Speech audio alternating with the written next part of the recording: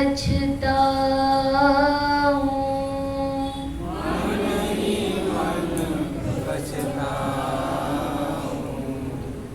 मैली चादर ओढ़ के कैसे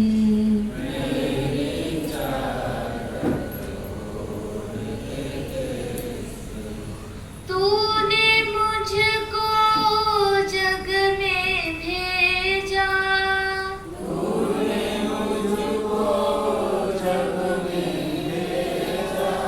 निर्मल देकर काया,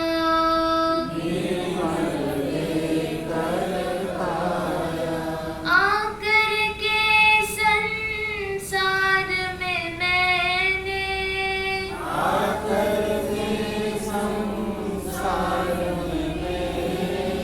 इसको दाग लगाया।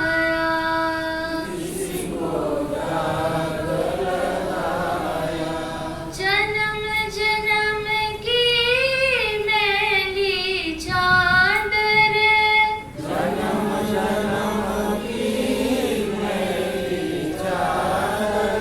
कैसे दाग छुड़ाऊं।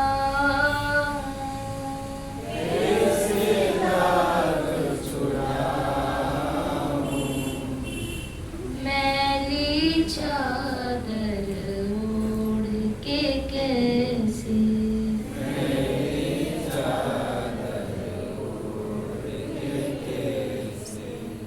निर्मल वाणी पाकर तुझसे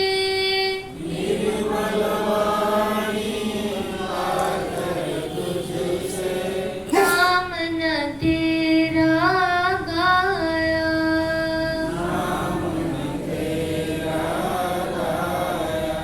नैन मूंद कर हे परमेश्वर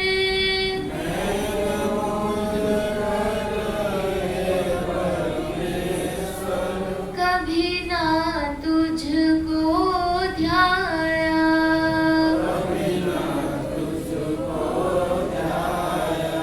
हे हरिहर में हार के आया,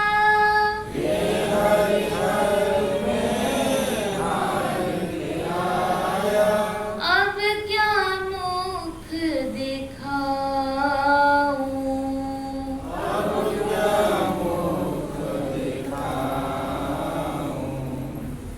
मैली चादर ओढ़ के कैसे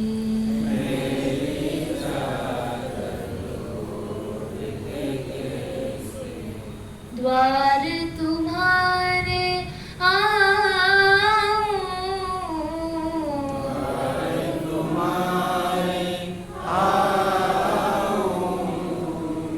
हे पावन परमेश्वर मेरे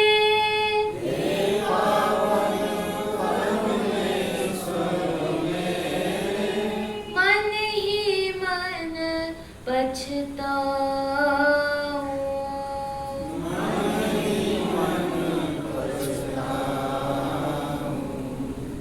मैली चादर ओढ़ के कैसे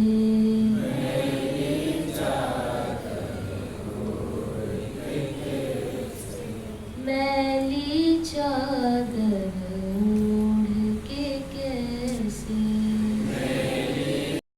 ना काहाकू विदा करते सीए ताको पाखकू आसे सीए ताको आश्रय दियंती सीए पुरुष हो बा स्त्री शिशु हो बा वृद्ध पशु हो बा पक्षी वृक्ष जेमिति रौद्र तापरू वर्षारू शीतरू रक्षा करे फल पुष्प प्रदान करे सेमिति सती जीए तांको पाखरे समर्पित हुए सीए ताकू ज्ञान प्रदान करी मुक्तिर बोध कराई थांती।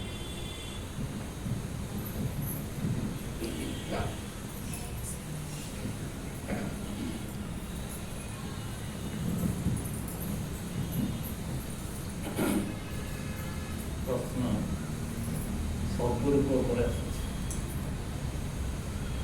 ସୃଷ୍ଟିରେ ସବୁଠାରୁ କଷ୍ଟକର ପ୍ରଶ୍ନ ଇଏ ଏବଂ ୟାର ଉତ୍ତର ବି ଏତେ ସହଜ କଥା ନୁହେଁ। ସଦ୍ଗୁରୁ ପରମାତ୍ମା କହିଲେ ଆମର କି ବିଚାର ମନକୁ ଆସୁଛି? ସେ କେମିତି ହେଇଥିବେ? କାହିଁକି ସମୁଦାୟ ଆକାଶଟା ଅଛି, ଏ ବିରାଟ ଆକାଶ ଅଛି, ଆମେ ଆକାଶ ବୋଲି କହିଦେବା। କିନ୍ତୁ ଆକାଶଟାକୁ ଯଦି ଆମେ ଜଣେ କିଏ କହେ ମୋ ହାତ ମୁଠାରେ ଆକାଶଟାକୁ ରଖିଦେବି, ସେ ରଖିପାରିବ କି? ପାରିବ କି ରଖି? ହାତ ମୁଠାରେ ଆକାଶ କିନ୍ତୁ ଆମେ କ'ଣ କହୁଛୁ? ଆକାଶ ଯେହେତୁ ଏକ ଶୂନ୍ୟ ଜିନିଷ, ସେ ହାତ ମୁଠାରେ ରହିବ। କିନ୍ତୁ ଏଠି କୁହାହେଉଛି ଆକାଶକୁ ଯେମିତି ତମେ ହାତ ମୁଠାରେ ରଖିପାରିବନି, କିନ୍ତୁ ଖୋଲିଦେଲେ ଆକାଶର ସ୍ପର୍ଶ ତମେ ପାଇପାର। ସେମିତି ପରମାତ୍ମାକୁ ଯଦି ଗୋଟେ ନିୟମ ଆଉ କାନୁନ ଭିତରେ ତମେ ବାନ୍ଧିକି ରଖିଦେଲ, ଗୋଟେ ନିୟମ ଭିତରେ, ଏଇଟା ମାନେ ପରମାତ୍ମା, ଏଇଟା ମାନେ ଗୁରୁ, ଏଇଟା ମାନେ ଅମୁକେ, ସେ ମୁଠା ହାତ ଭଳି ଇଏ ଏକ ନିୟମରେ ବାନ୍ଧି ହେଇଯିବ। ଯଦି ନିୟମରେ ବାନ୍ଧି ହେଇଗଲା କ'ଣ ହେବ? ଯେଉଁ ଉଦ୍ଦେଶ୍ୟରେ ତମେ ପରମାତ୍ମାଙ୍କ ପାଖକୁ ଯିବା ପାଇଁ ଚାହୁଁଛ, ଗୁରୁଙ୍କ ପାଖକୁ ଯାଉଛ, ସେଇ ଉଦ୍ଦେଶ୍ୟଟି ପଣ୍ଡ ହେଇଯିବ। କାହିଁକିନା ଗୁରୁ ହେଉଛନ୍ତି ଖୋଲା ପବନରେ ବିଚରଣ କଲା ଭଳି ସ୍ଥିତି। ପରମାତ୍ମା ହେଉଛନ୍ତି କୌଣସି ରେଷ୍ଟ୍ରିକ୍ସନ୍, କୌଣସି ନିୟମ ନଥାଇ ସମ୍ପୂର୍ଣ୍ଣ ଭାବରେ ପ୍ରକାଶମାନ ହେଉଥିବା ସ୍ଥିତି। ଯେତେବେଳେ ତାକୁ କେମିତି ପରମାତ୍ମା ବୁଝେଇ ଦିଅ, ଆମେ ଗୁରୁଙ୍କ ପାଖକୁ ଗଲୁ, ପଚାରିଲୁ ପରମାତ୍ମା କେମିତି, ଭଗବାନ କେମିତି ଆମକୁ ବୁଝେଇ ଦିଅ, ସେତେବେଳେ ଯିଏ ପ୍ରଶ୍ନ ପଚାରୁଛି ଭୁଲଟା ସେଇଠୁ ଆରମ୍ଭ ହେଇଗଲା। ତାହାର ସୀମାରେଖା ହେଉଛି କେତେ? ସେ ଜାଣିବା ପାଇଁ ଚାହୁଁଛି ଗୋଟେ ଜିନିଷ ସତ୍ୟ, କିନ୍ତୁ ତାକୁ ଅନୁଭୂତି ଆଣିଲେ ତା ଭିତରେ ଗୋଟେ ଗଦ୍ଗଦ ଭାବ, ଗୋଟେ ଆନନ୍ଦର ଭାବ ଯଦି ତା ଭିତରେ ସୃଷ୍ଟି ହେଉଛି, ତା ଭିତରେ କୌଣସି ଗ୍ଲାନି କାଳିମା ଆସୁନି, ବୁଝିବା ପାଇଁ ପଡ଼ିବ ଇଏ ସଦ୍ଗୁରୁଙ୍କର ସଂସ୍ପର୍ଶ ବୋଧେ ପାଇଗଲା, ପରମାତ୍ମାଙ୍କର ପାଇଗଲା, ବୋଧେ ସ୍ପର୍ଶ ପାଇଗଲା।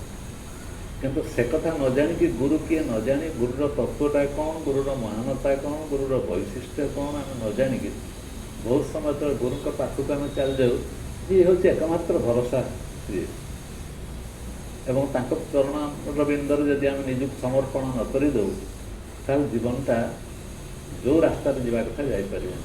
ତେଣୁ ଗୁରୁ ହେଉଛନ୍ତି ଗୋଟେ ମାଇଲ୍ସ ଖୁଣ୍ଟ, ୟାଙ୍କ ପାଖରେ ଆମେ ପହଞ୍ଚିବାକୁ ପଡ଼ିବ। ଗୁରୁ ହେଉଛନ୍ତି ଏଭଳି ଏକ ସ୍ଥିତି ଯାହାଙ୍କ ମାଧ୍ୟମରେ ଆମେ ଆଗକୁ ଯାଇପାରିବା ବୋଲି ଭାବନା ଆସେ। କିନ୍ତୁ ଯଦି ବିଚାର କରିକି ଦେଖିବ, ଗୁରୁ ହେଉଛନ୍ତି ତାଠାରୁ ବହୁ ଉଚ୍ଚ। କହିବାର କଥା ଏଠି ଯେ ଆମକୁ ଏଠି ପ୍ରଶ୍ନ ଦିଆଗଲା ଯେ ଗୁରୁଙ୍କ ପାଖକୁ ଯିଏ ଯାଏ, ଗୋଟେ ସମୁଦାୟ ଭାବରେ ନିଜକୁ ସମର୍ପିତ କରିଦେବା ପାଇଁ ଚାହେଁ, ଯିଏ କରିଦେଇପାରେ, ସେ ଗୁରୁ କେମିତି ତାର ମିଠା ସ୍ତର କିଛି ଅନୁଭୂତି ତା ଭିତରେ ହୁଏ। ଯିଏ ସମର୍ପିତ କରି ନ ଜାଣିଛି, ତା ଭିତରେ ସେଇ ଅନୁଭବଟା ଆସିପାରିବ ନାହିଁ। କେମିତି ସେ ସମର୍ପିତ କରୁଛି, କେମିତି ସେ ସମର୍ପିତ କରିବ? ଏ ସମର୍ପିତ ଭାବଟା ସମ୍ପର୍କରେ ଆମର ପୂର୍ଣ୍ଣ ଧାରଣା ଜ୍ଞାନ ଅଛି କି? ଆମର ନାହିଁ। ସମର୍ପିତ କରିବାର ଅର୍ଥ ହେଉଛି ଯେ ନିଜର କୌଣସି ଏକ ଅସ୍ମିତା ବା ମୁଁ ଅଛି ଏହି ପ୍ରକାର ଭାବ ଯାହାର ନାହିଁ, ଯିଏ ନିଜକୁ ଶୂନ୍ୟ କରିଦେଇପାରିଛି, ସେ ଗୋଟେ ଶୂନ୍ୟ ସାଙ୍ଗରେ ମିଶି ଯାଇପାରିବ। ଯିଏ ନିଜକୁ ଜଳ କରିଦେଇପାରିବ, ସେ ସମୁଦ୍ର ସହିତ ମିଶି ଯାଇପାରିବ। ଯିଏ ଜଳ ନ କରିକି ଯଦି ନଦୀ ଭାବରେ ରହିଗଲା, ସେ ସମୁଦ୍ରରେ ମିଶିପାରିବ? କଷ୍ଟ ଯେମିତି, ସେମିତି ଗୁରୁଙ୍କ ସହିତ ସମର୍ପିତ ଭାବ କହିବାର ଅର୍ଥ ହେଉଛି ଗୁରୁ ହେଉଛି ଅଶରୀରୀ, ଶରୀର ବୋଧ ଭିତରେ ସେ ନାହିଁ। ଯଦି ମୋ ଭିତରେ ସେଇ ଭାବଟା ଆସିଗଲା ଯେ ମୁଁ ମଧ୍ୟ ଅଶରୀରୀ, ମୋ ଭିତରେ ମୋ ଶରୀର ବୋଧ ନାହିଁ, ତାହେଲେ ବୋଧ ନଥିବା, ଶରୀର ବୋଧ ନଥିବା ଗୋଟେ ଅବସ୍ଥା ଏବଂ ମୋର ମଧ୍ୟ ସେଇ ଅବସ୍ଥା, ତାହେଲେ ଏ ଦୁଇ ଜଣ ଯାକ ମିଶିଯିବ ନା ଅଲଗା ଅଲଗା ହେଇକି ରହିବ? ଏ ମିଶିବାଟା ସ୍ୱାଭାବିକ। ତେଣୁ ସମର୍ପଣ ସେତେବେଳେ ଯାଇକି ପୂର୍ଣ୍ଣ ହେବ। କେତେବେଳେ ନା ଯେଉଁ ତତ୍ତ୍ୱ ଉପରେ ଗୁରୁ ପ୍ରତିଷ୍ଠିତ ହେଇଗଲେ, ଯେ ତୁ କିଏ? ମୁଁ ଦେହ, ତୁ କିଏ? ମୁଁ ମନ ନୁହେଁ, ମୁଁ ବୁଦ୍ଧି ନୁହେଁ, ମୁଁ ଅହଙ୍କାର ନୁହେଁ, କୌଣସି ଜିନିଷର ସୀମା ଭିତରେ ମୁଁ ଆବଦ୍ଧ ନୁହେଁ। ଆଉ କିଏ ତୁ? ନା ଇଏ ସବୁ ଶବ୍ଦ ତମେ ଯେତେ ଯାହା ପ୍ରୟୋଗ କର ନା କାହିଁକି, ଶବ୍ଦ ପ୍ରୟୋଗ କରିକି ତମେ ୟାର ଅନୁଭବ କରିପାରିବ ନାହିଁ। ଯେଉଁଠି ଶବ୍ଦ ଆସିଗଲା ସେଠି ସତ୍ୟ ମରିଗଲା। ଧରିବା ପାଇଁ ଚେଷ୍ଟା କର।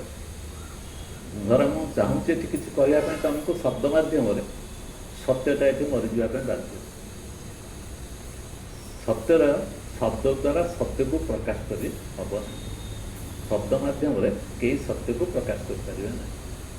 ତେଣୁ ଗୁରୁ ଯେତେବେଳେ ଶବ୍ଦ ମାଧ୍ୟମରେ ଆମକୁ କିଛି କହିବା ପାଇଁ ଯାଉଛନ୍ତି, ସେ ଶବ୍ଦ ମଧ୍ୟ ସତ୍ୟ ନୁହେଁ, କାରଣ ଇଏ ସତ୍ୟର ଆଭାସ ମାତ୍ର। କିନ୍ତୁ ସେଇ ଆଭାସଟା ଯିଏ ପାରେ ସେ ଦେଇପାରିବ।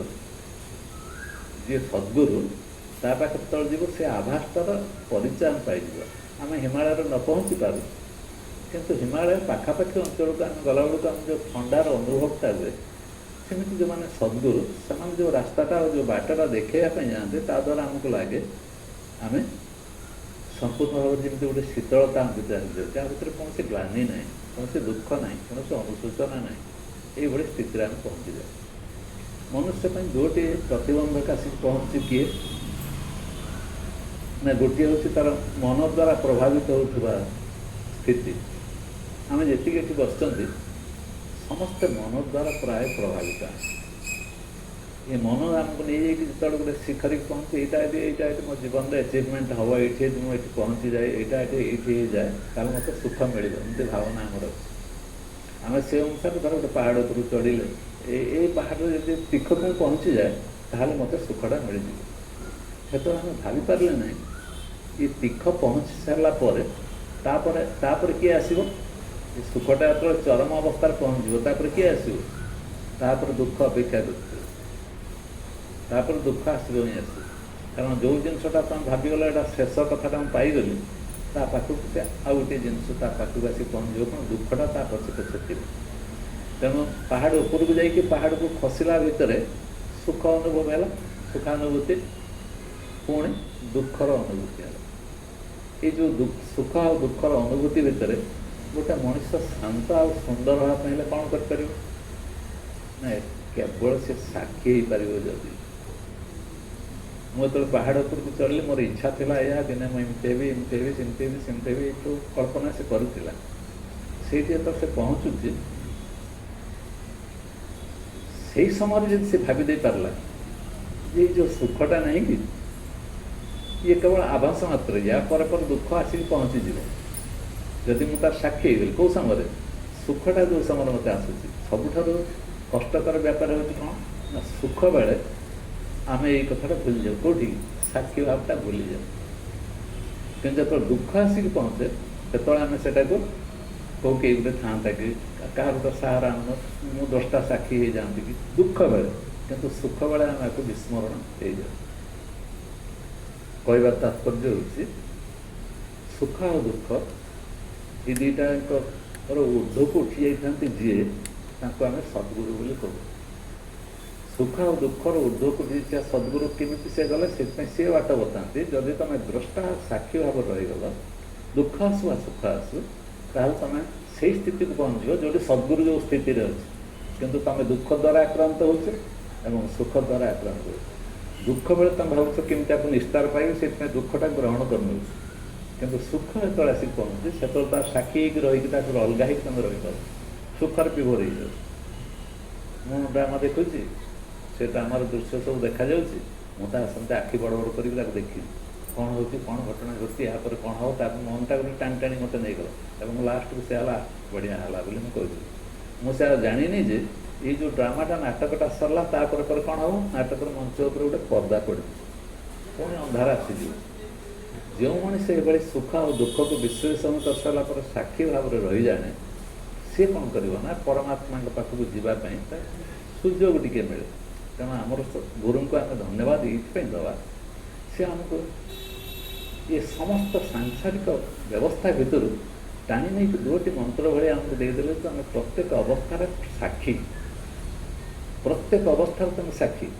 ଏଠି ବସିଛ, ଏଠି ଶୁଣୁଛ, ଶୁଣିବାର ମଧ୍ୟ ସାକ୍ଷୀ, ଏଠି ଦେଖୁଛ, ଦେଖିବାର ମଧ୍ୟ ସାକ୍ଷୀ। ଇଏ ତୁମ ଅଭ୍ୟାସରେ ପରିଣତ ହେଇଯାଉଛି। ଯେମିତି ତୁମ ପାଖକୁ ଗୋଟେ ବର୍ତ୍ତମାନ ବିଶ୍ୱ ମହାମାରୀ କରୋନା ଆସିକି ପହଞ୍ଚିଗଲା, ଆହୁରି ତୀବ୍ର ରୂପ ଧାରଣ ନେଇକି ଆସୁଛୁ ବୋଲି ଆମେ ଖବରକାଗଜରୁ ଦେଖୁଛୁ, ଟିଭିରୁ ଦେଖୁଛୁ। ଦେଖି ସାରିଲା ପରେ ଆମ ସାଙ୍ଗେ ସାଙ୍ଗେ ଆମ ମନ ଭିତରେ କିଏ ଆସିକି କାୟା ବିସ୍ତାର କରୁଛି? ଭୟ। ଆମ ପାଖରେ କିଏ ଆସିକି କାୟା ବିସ୍ତାର କରୁଛି? ଗୋଟେ ଭୟ ଆସି କାୟା ବିସ୍ତାର କରୁଛି ଯେ ଇଏ କରୋନା ଯଦି ମୋତେ ହେଇଗଲା କ'ଣ ହେବ, ଇଏ ତୁମ ନେଇଯିବ ମୋତେ। ସେ ସମୟରେ ଆମେ ବିଚାର କରିପାରୁନାହିଁ ଯେ ଏ ଯେଉଁ ଭୟଟା ଆସୁଛି ମୋ ପାଖରେ ପହଞ୍ଚୁଛି, ଏ ଭୟଟା କେତେବେଳେ ତିଆରି ହେଲା, କେବେଠାରୁ ମୋ ଭିତରେ ତିଆରି ହେଲା। ଯଦି ଜଣେ ତାକୁ ପରୀକ୍ଷା କରିକି ଦେଖିବ, ଯେଉଁଦିନ ଠାରୁ ସେ ଜନ୍ମ ନେଲାର ଯେଉଁଦିନ ପରଠାରୁ ତାର ନିଶ୍ୱାସ ପ୍ରଶ୍ୱାସ ଯିବା ଆରମ୍ଭ ହୋଇଯାଇଛି, ସେଇଦିନ ଠାରୁ ତାର ଭୟଟା ତାକୁ ବସା ରହିଯାଇଛି। ତେଣୁ ନିଶ୍ୱାସ ପ୍ରଶ୍ୱାସ ପୂର୍ବରୁ କ'ଣ ଥିଲା? ସେତେବେଳେ ଭୟ ନଥିଲା, ଥିଲା କି? ଯେତେବେଳେ ନିଶ୍ୱାସ ପ୍ରଶ୍ୱାସ ନାହିଁ ସେତେବେଳେ ଭୟ ଥିଲା, ଆମ ଭିତରକୁ ପ୍ରବେଶ କରୁନି। ପୁଣି ଯେତେବେଳେ ନିଶ୍ୱାସ ପ୍ରଶ୍ୱାସ ଚାଲିଯିବ ସେତେବେଳେ ଆଉ ଭୟ ରହିବ କି? ତେଣୁ ମଝିରେ ଭୟଟା ତିଆରି ହେଇଛି। ତେଣୁ ଏଇ ଯେଉଁ ଭୟଟା ଯେତେବେଳେ ତିଆରି ହେଇଗଲା ଆମ ଭିତରେ, ସେ ଆମକୁ ଏଭଳି ଅସ୍ଥିର କରିକି ରଖୁଛି, କାଳେ ମୁଁ ମରିଯିବି, କାଳେ ମୁଁ ନଷ୍ଟ ହେବି, ଡିଷ୍ଟାନ୍ସ ମେଣ୍ଟେନ୍ କର, ମୁହଁରେ ମୁଖା ଦିଅ, ଏସବୁ ଜିନିଷ ରହେ। କିନ୍ତୁ ସଦ୍ଗୁରୁ ତାକୁ କହୁଛି ମୃତ୍ୟୁଟା ଏକ ଅନିବାର୍ଯ୍ୟ ଜିନିଷ। ଇଏ ତମେ ଯେତେ ଯାହା ତା ପାଇଁ ବ୍ୟବସ୍ଥା କର ନା କାହିଁକି, ଯେତେ ଯାହା କର, ଇଏ ତମକୁ ଛାଡ଼ିବନି। ତମେ ମୃତ୍ୟୁର କବଳିତ ହେବା ପାଇଁ ବାଧ୍ୟ। ଏଇଟା ତମେ ଜାଣିଯାଉନ ଯେ ମୃତ୍ୟୁର କବଳିତ ମୁଁ ନିଶ୍ଚିତ ଭାବରେ ହେବି। ଆଜି ନହେଲେ କାଲି ମୋତେ ମୃତ୍ୟୁ ନ ହେବ। କରୋନାର ଟୀକା ନେଇଗଲେ ଲୋକ, କ'ଣ ଭାବନା ନେଇଯାଇଛି ଯେ ମୁଁ ବଞ୍ଚି ରହିବି। କିନ୍ତୁ ତମେ କ'ଣ ଜାଣିନ କି ତମେ ଯେତେ ଚେଷ୍ଟା କଲେ ମଧ୍ୟ ବଞ୍ଚିପାରିବନି? ବଞ୍ଚିପାରିବ କି? ବଞ୍ଚିବାର ସମ୍ଭାବନା ନାହିଁ। ମରିବାଟା ସ୍ୱାଭାବିକ ହେବ। ଆଉ ତା ପାଇଁ କ'ଣ ପ୍ରିକସନ୍ ନେବ କି? ତମ ମନର ବୁଦ୍ଧିର କାମ ଇଏ। ତମ ଭୟଟା ତମକୁ ପ୍ରିକସନ୍ ନେବା ପାଇଁ ବା ତା ପାଇଁ ଚେଷ୍ଟିତ କରିବା ପାଇଁ ବାଧ୍ୟ କରୁଛ। ଭୟଟା ହିଁ ବୁଦ୍ଧିଟାକୁ ପ୍ରରୋଚିତ କରୁଛି ନା ନାହିଁ? ତମ ଭୟ।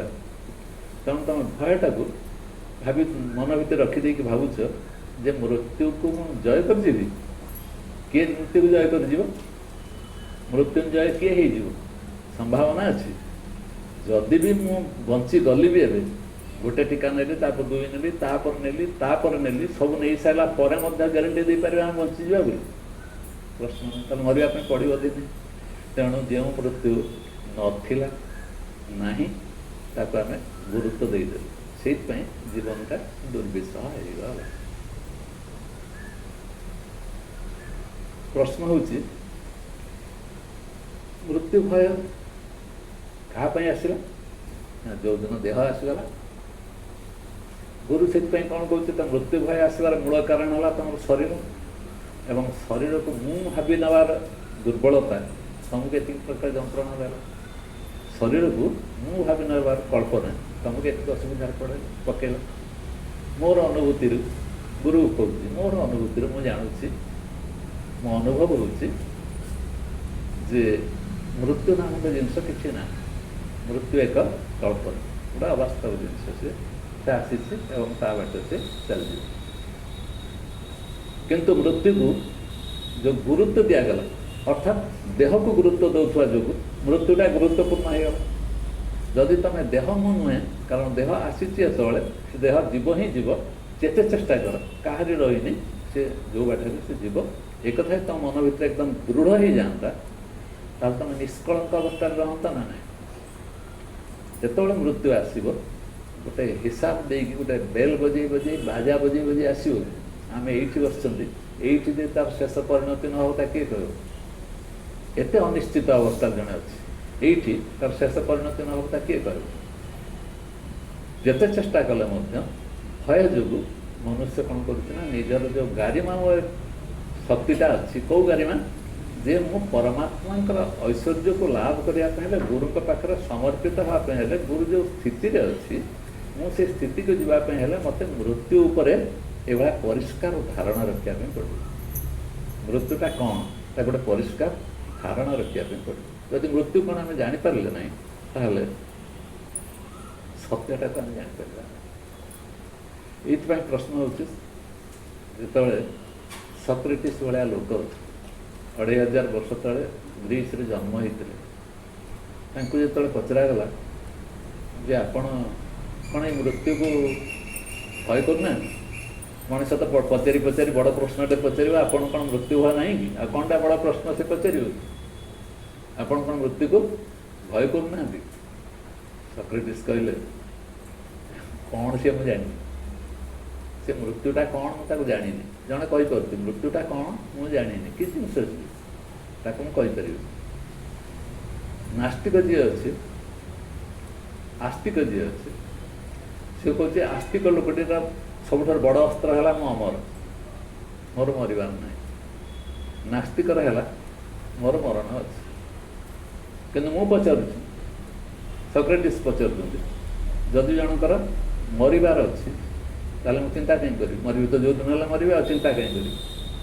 ଆଉ ଯଦି ଆସ୍ତିକ ଭଳି ମୁଁ କହେ ମୁଁ ଅମର ଅଛି, ତାହେଲେ ମୋର ଭାବିବାର କ'ଣ ଅଛି? ମୁଁ ତ ଅମର ଭାବିବି କାହିଁକି?